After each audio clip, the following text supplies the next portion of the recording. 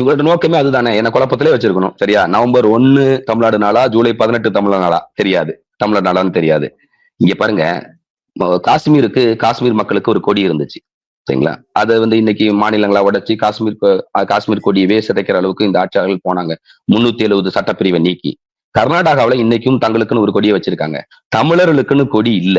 சரிங்களா? கொடியை உருவாக்கி கொடுங்கன்னு கேட்டா காது கேட்காத செவட மாதிரியே உட்கார்ந்துருக்குது இந்த ஆட்சி. நீண்ட கால கோரிக்கை தமிழ் தேசிய இயக்கங்கள், தமிழ்நாட்டோட கொடியை ஒண்ணு நீங்க வடிவமைச்சு கொடுங்க, இல்ல நாங்க வடிவமைச்சு கொடுத்திருக்க கொடியவாத நீங்க ஏத்துக்குங்கன்னா ஏத்துக்க மறுக்கிறாங்க. சரியா? அப்போ இது இது முழுக்க என்ன, தமிழர்களுடைய அடையாளங்களை அழிச்சிட்டு தமிழ் நிலத்தை ஒரு வேட்டைக்காடா, சரியா, தமிழர் அல்லாதாரின் வேட்டைக்காரா பயன்படுத்துவதுதான் நீண்ட கால வேலை திட்டம். இது தமிழர்களுக்கு புரியலங்கிறது தான் அடிப்படை சிக்கல். சரிங்களா? நீங்க தமிழர்களுக்கு புத்தாண்டு எதுன்னு தெரியாது. சரியா? அதிமுக ஆட்சிக்கு வந்தா சித்திரை ஒண்ணுங்கோ, திமுக ஆட்சிக்கு வந்தா தை ஒண்ணுங்கோ. சரிங்களா?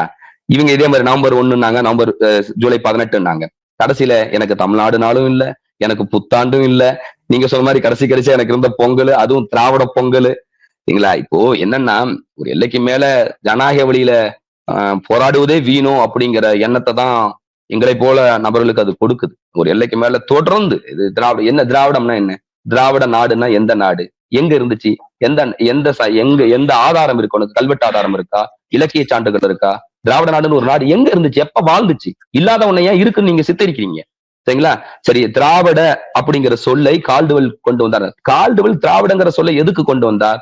நான் சமஸ்கிருத நூல்ல இருந்து, மனு நூல்ல இருந்து நான் எடுத்த அந்த திராவிடங்கிற வார்த்தைய, அந்த திராவிடங்கிற வார்த்தைக்கு அர்த்தம் வட இந்திய பிராமணர்கள் தென்னிந்திய பிராமணர்களை அழைப்பதற்காக வச்ச பேரு திராவிட.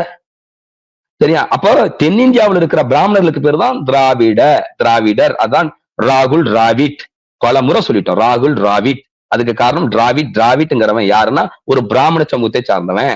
அப்போ இது பிராமணர்களுக்கு வச்ச பேரை கொண்டு வந்து தமிழர் மேல திணிச்சுக்கிட்டு இவங்க வித்தியாசமா சொல்லுவாங்க. மனு கோட்பாட்டில் உங்களில் சூத்திரர் என்று சொல்லிவிட்டார்கள், ஏதோ சொல்லிக்கிட்டே இருக்காங்க. எனக்கு தேவையில்லை. அது ஏன் மேலையா நீ ஏன் திணிக்கிற? யாரும் சொன்னது ஏன் மேலையா திணிக்கிறதாங்கிற நம்ம கேள்வியே.